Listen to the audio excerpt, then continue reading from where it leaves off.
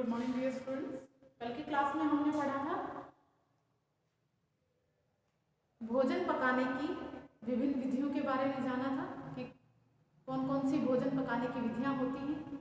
आज की क्लास में हम करेंगे भोजन की पौष्टिकता को सुरक्षित रखने और उसकी पौष्टिकता को बढ़ाने के उपाय क्या क्या हैं वो करेंगे। तो इसकी पौष्टिकता को बढ़ाने के लिए काफ़ी सारे तरीके हैं, उनको हम कर सकते हैं। जैसे कि खमीरीकरण द्वारा भोजन की पौष्टिकता है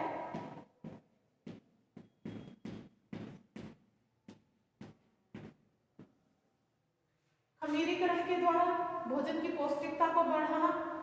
फिर इसके आगे आता है अंकुरीकरण।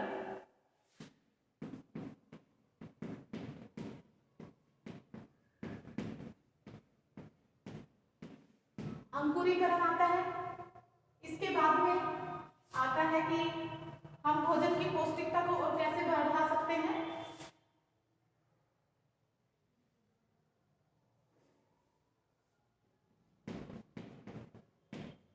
अंकुरीकरण हो गया। अगला इसके भोजन की पौष्टिकता को बढ़ाने के लिए खाद्य पदार्थों का मिश्रित उपयोग। खाद्य पदार्थों का मिश्रित उपयोग।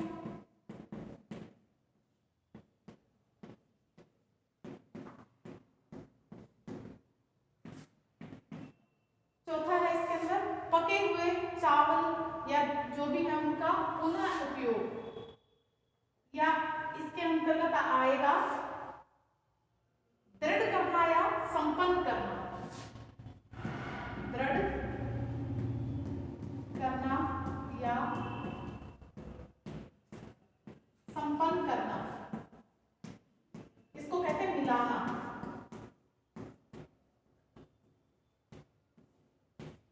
ये 4 मेथड है जिनके द्वारा हम भोजन की पौष्टिकता को बढ़ा सकते हैं। सबसे पहले जो हमने बताया वो है खमीरीकरण। खमीरीकरण के द्वारा भोज्य पदार्थों की पौष्टिकता को कैसे बढ़ा सकते हैं। जैसे कि हम इडली बनाते हैं, डोसा बनाते हैं, उसमें फर्मेंटेशन करवाई जाती है। फर्मेंटेशन के द्वारा भोजन की पौष्टिकता में वृद्धि हो जाती है। इसमें जो दाल और चावल हैं उनको अच्छे से पीसकर और इनको कुछ समय के लिए रात भर भिगो के रखते हैं, फिर सुबह उनको पीसकर और उनका मसाला पेस्ट तैयार करके उसको 5 से 6 घंटे के लिए उसको भिगोते हैं। जैसे कि जलेबी बनाते हैं, तो जलेबी में भी खमीरीकरण करवाया जाता है, फर्मेंटेशन करवाया जाता है। उसको रात भर ढककर अच्छे से बंद करके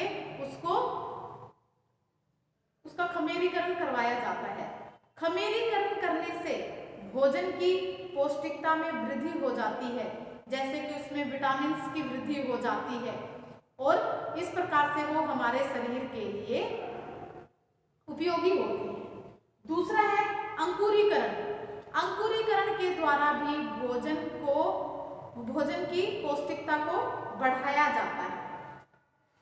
भोजन की पौष्टिकता को बढ़ाने के लिए जैसे कि अंकुरीकरण किया जाता है। अंकुरीकरण किस किस को किया जाता है। चना है, मूंग है, इनका अंकुरीकरण किया जाता है। मोस्टली स्प्राउट्स बोलते हैं इनको आपने खाया भी होगा, बहुत से लोग खाते भी हैं। तो ये हमारे शरीर के लिए बहुत ही ज़्यादा फायदेमंद होते हैं।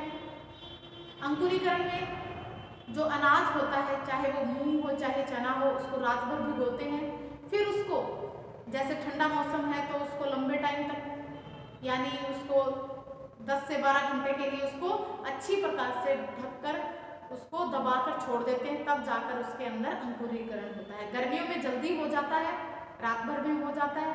तो इस प्रकार से अंकुरीकरण की क्रिया की जाती है। अंकुरीकरण के द्वारा विटामिन और विटामिन सी की वृद्धि होती है, तो ये हमारे शरीर के लिए फायदेमंद होते हैं। फिर है खाद्य पदार्थों का मिश्रित उपयोग, खाद्य पदार्थों का मिश्रित उपयोग करके भी हम उस भोज्य पदार्थों में पौष्टिकता बढ़ा सकते हैं। भोज्य जो पदार्थ होते हैं उनकी पौष्टिकता को इंक्रीज कर सकते हैं। जैसे कि दो पदार्थों का कॉम्बिनेशन कर लेते हैं, जैसे कि खाली हम चावल ही खा रहे हैं, खाली रोटी ही खा रहे हैं, तो उनमें हमें एक ही न्यूट्रिएंट की प्राप्ति होती है। चाहे अनाज खा रहे हैं तो हमें कार्बोज की प्राप्ति हो रही है, खाली दूध पी रहे हैं तो हमें प्रोटीन की प्राप्ति हो रही है। लेकिन अगर हम उसको कॉम्बिनेशन से यूज करते हैं तो हमें दो दो चीजों की आवश्यकता की पूर्ति हो जाती है। जैसे कि खीर है, खीर दूध से बनती है, दूध से प्रोटीन मिलता है, उसके अंदर चावल डालते हैं, चावल डालने से कार्बोज हमें प्राप्त होता है, स्टार्च प्राप्त होता है। तो इस प्रकार से कॉम्बिनेशन हो गया। ऐसे ही खिचड़ी और चावल हो गया, खिचड़ी बनाते हैं तब चावल और दाल का प्रयोग करते हैं। चावल और दाल में वही चावल से हमें कार्बोज की प्राप्ति होती है और दाल से हमें प्रोटीन की प्राप्ति होती है। तो ये हो गया ना दो चीजों का कॉम्बिनेशन, जिससे पौष्टिकता बढ़ जाती है। ऐसे ही चाहे इडली की बात करें, इडली की बात करते हैं, ढोकले की बात करते हैं, डोसे की बात करते हैं, तो दो चीजों का कॉम्बिनेशन करके, जैसे दाल चावल है और कढ़ी चावल है, या फिर हम छोले चावल खाते हैं, तो ये क्या है, दो दो चीजों का कॉम्बिनेशन होता है।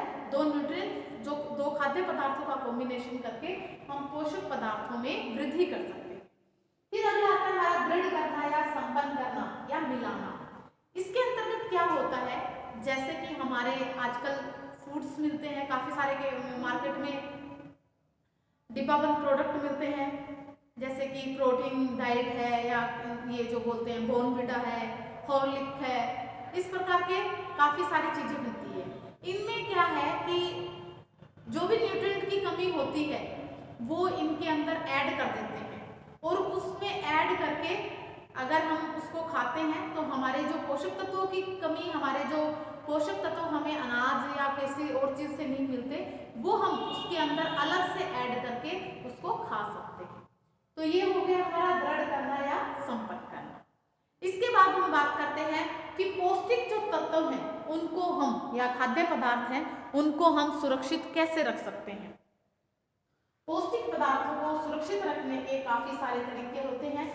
सबसे पहले है कि सभी सब्जियां, खासकर हरी पत्तेदार सब्जियां व फलों को काटने से पूर्व अच्छे से धो लेना चाहिए, क्योंकि सब्जियों व फलों में जल में घुलनशील विटामिन होते हैं, जिनको हम अगर काटने के बाद धोते हैं तो वो पानी के साथ घुलकर चले जाते हैं। जैसे कि कौन से विटामिन होते हैं, विटामिन बी और सी है, वो जल में घुलनशील होते हैं।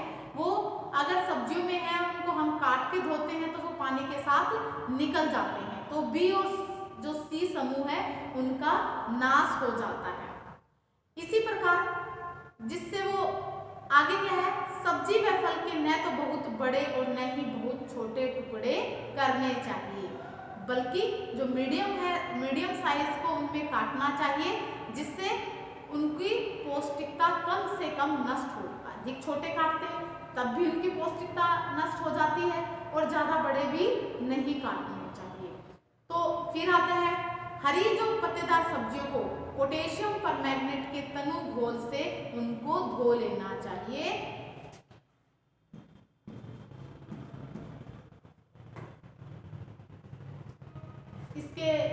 इसका जो फॉर्मूला है KMN और O4 पोटेशियम परमैंगनेट, इसके घोल से हमें सब्जियों को, हरी पत्तेदार जो भी सब्जियां हैं उनका डाइल्यूट सॉल्यूशन बनाकर सब्जियों को उसके अंदर धो लेना चाहिए।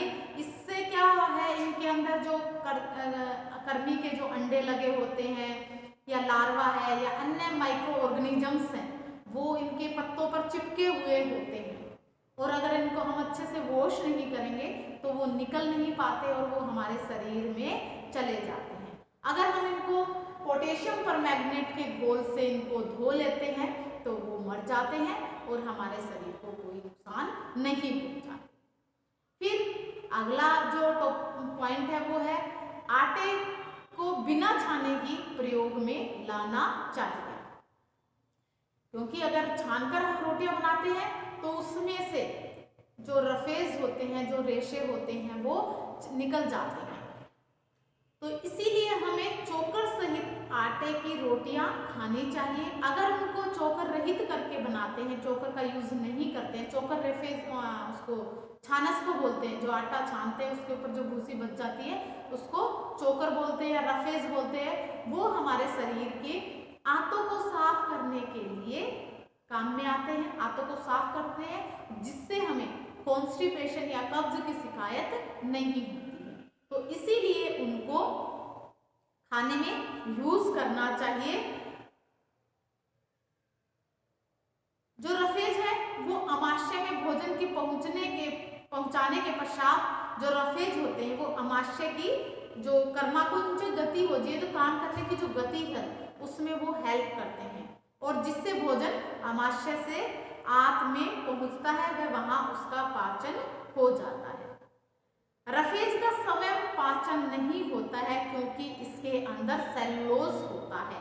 सेलुलोज का पाचन नहीं होता है, यह मल निष्कासन के साथ निकल जाता है। जो सेलुलोज होता है, रफेज के अंदर सेलुलोज होता है, उसका शरीर में पाचन नहीं होता है, ये मल के द्वारा बाहर निकल जाता है तथा ये तो सिर्फ सहयोग करता है, कब्ज को न होने से रोकता है।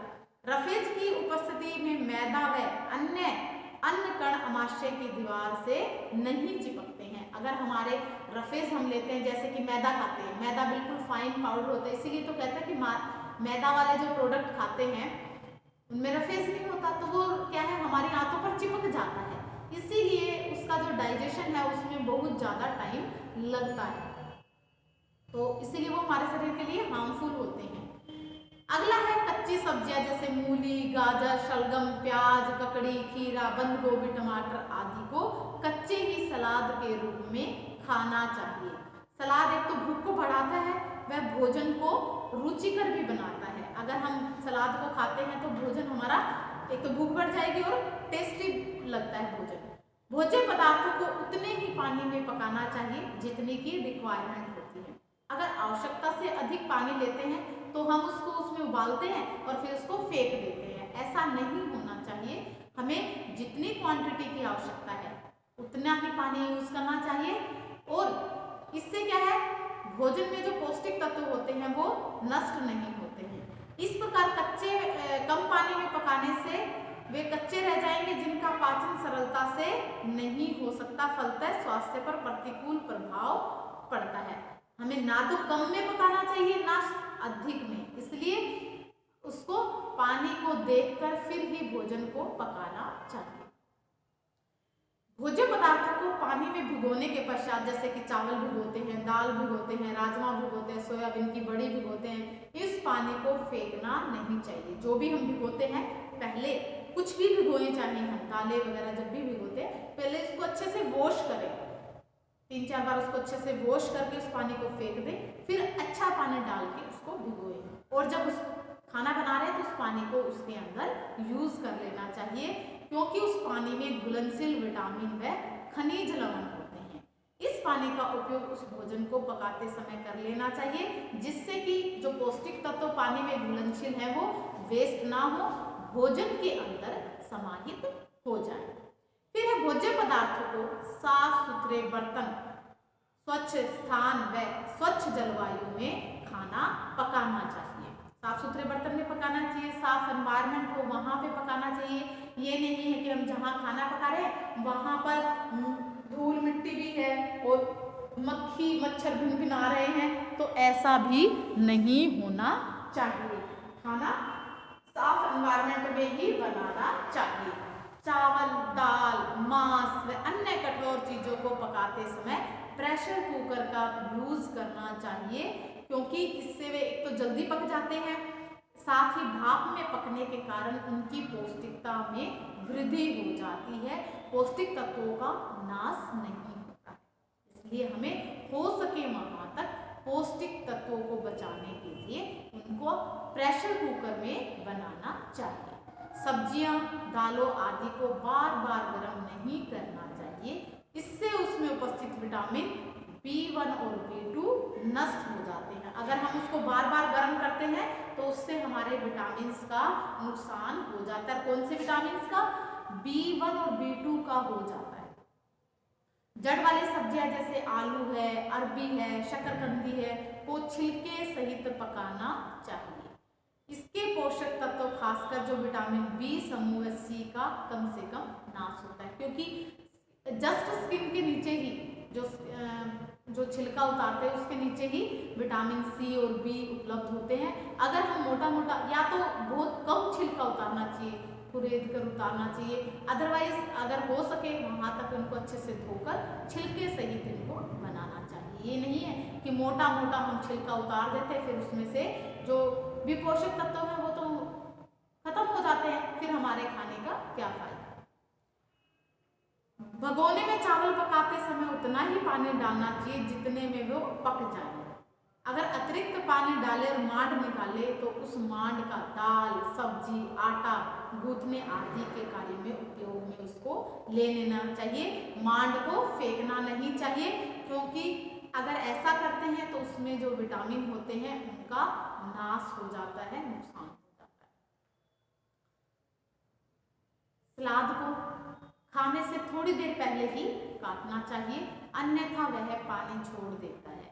तो ये नहीं है कि 1-2 घंटे पहले उसको काट दिया और फिर हम उसको सर्व कर रहे हैं, ऐसा नहीं होना चाहिए। जस्ट थोड़ी सी देर पहले ही उसको काटना चाहिए। आप देखते हैं कि सलाद अगर बहुत देर पहले काट देते हैं तो वो पानी छोड़ देते हैं। भोज्य पदार्थ को पकाने के लिए खाने का सोडा कम से कम प्रयोग में लाना चाहिए, क्योंकि अगर हम जो सोडा है, खाने का सोडा यूज में लाते हैं तो उससे पौष्टिक तत्व नष्ट हो जाते हैं, इसलिए खाने के सोडे का यूज नहीं करना चाहिए। भोजन में अधिक मिर्च, मसाले और तेल, घी आदि का प्रयोग नहीं करना चाहिए, क्योंकि इनकी जो प्रकृति होती है वो बदल जाती है और स्वाद में भी चेंजेस आ जाते हैं, इसलिए उनमें ये नहीं होना चाहिए। भोजन को खाने से थोड़ी देर पहले ही पकाना चाहिए। बार बार भोज्य पदार्थों को गर्म नहीं करना चाहिए, क्योंकि उनकी पौष्टिकता नष्ट हो जाती है। जब हमें खाना खाना हो तभी पकाना चाहिए। ये नहीं है कि हमें खाना तो 8 बजे है, हमने खाना पका के रख दिया 5 बजे ही, तो ऐसा भी नहीं होना चाहिए, क्योंकि हम जब उसको बार बार गर्म करते हैं तो उसके पौष्टिक तत्व नष्ट हो जाते हैं। भोजन को में अंकुरित अनाज का सेवन करना चाहिए। अभी आपको बताया कि खमीरीकरण, अंकुरीकरण है, उनको अंकुरित अनाज का सेवन करना चाहिए, क्योंकि इससे भोजन में विटामिन सी व अन्य पौष्टिक तत्वों की वृद्धि हो जाती है। तो अंकुरित अनाज का सेवन करना चाहिए। भोजन में दही, रायता, चटनी, सलाद आदि का भी प्रयोग करना चाहिए। ये भोजन को जो खाना है उसको रुचिकर बनाते हैं और खाने में अगर वैरायटी होती है तो इंटरेस्ट भी आता है और हम अच्छी तरीके से फिर उसको मन करके खाते हैं। डबल रोटी को सेक कर नहीं खाना चाहिए, क्योंकि सेकने से उसके जो विटामिन, उसके अंदर विटामिन B1 होता है उसका नाश हो जाता है, इसलिए उसको सेक कर नहीं खाना चाहिए। सब्जियों को कम से कम छील कर पकाना चाहिए, छीलने के बजाय उनको जो कठोर ब्रश होते हैं या चाकू से रगड़ रगड़ कर साफ करना चाहिए, फिर उनका प्रयोग करना चाहिए। भोजन को अधिक तापक्रम पर भी नहीं पकाना चाहिए, हो सके वहां तक उनको ढककर और कम आंच पर उनको पकाना चाहिए। ये नहीं कि हमने बर्तन नीचे खूब तेज आंच लगा दी और ऊपर क्या है उसको खुला छोड़ दिया, सब्जी उबल उबल के वो तेजी से वो पक रही, तो वो भी क्या है अच्छी नहीं होती, क्योंकि उसके जो पौष्टिक तत्व होते हैं वो उड़ जाते हैं सारे भाप के साथ। तो क्या है, ऐसा भी नहीं होना चाहिए।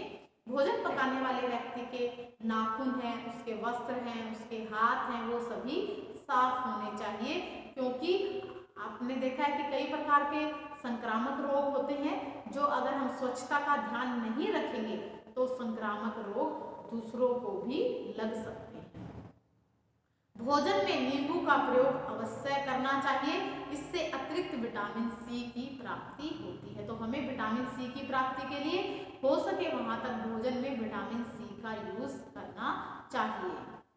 पकौड़ी, पूड़ी या अन्य भोज्य पदार्थों को जो गहरी विधि से जिनको डीप फ्राइंग से करते हैं, बनाते हैं, उतना ही वसा व तेल का उपयोग करना चाहिए जितने की आवश्यकता हो, क्योंकि तलने के बाद जो घी तेल या बच जाता है उसका दोबारा यूज नहीं करना चाहिए, क्योंकि वो खराब हो जाता है। अगर हम उसको गरम तेल जो होता है वो उबलता है काफ़ी, जब हम पूरी पकोड़े वगैरह जो कुछ भी बनाते हैं तो वो रेंसिड हो जाता है, यानी वो खराब हो जाता है, उसके सभी पौष्टिक तत्व तो खत्म हो जाते हैं। इसीलिए भोजन पकाते समय इतना ही तेल यूज करें जितने की आवश्यकता होती है।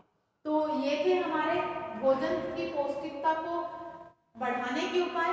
तो सबसे पहले हमने बात की खमीरीकरण, अंकुरीकरण, फिर बताया कि खाद्य पदार्थों को मिश्रित करके किस प्रकार से भोजन की पौष्टिकता को बढ़ा सकते हैं, और दृढ़ करना या संपन्न करना, यानी जिस किसी भी प्रोडक्ट में किसी एक चीज की कमी होती है, दो की कमी होती है, उनको उनके अंदर डाल दिया जाता है, आर्टिफिशियल तरीके से डाल दिया जाता है, जिससे उनकी पौष्टिकता में वृद्धि हो जाती है और खाने वाले व्यक्ति को उन चीजों की कमी ना हो। तो ये थे पौष्टिकता बढ़ाने के उपाय। फिर हमने बात की पौष्टिकता को सुरक्षित कैसे रखा जा सकता है। तो काफी सारे पॉइंट्स हमने डिस्कस किए कि कैसे कैसे करके हम भोजन की पौष्टिकता को सुरक्षित रख सकते हैं। तो ये था हमारा भोजन को पौष्टिकता को बढ़ाने और उनको सुरक्षित रखने के उपाय। तो इस क्लास में हम इतना ही करेंगे। Okay bye, have a nice day.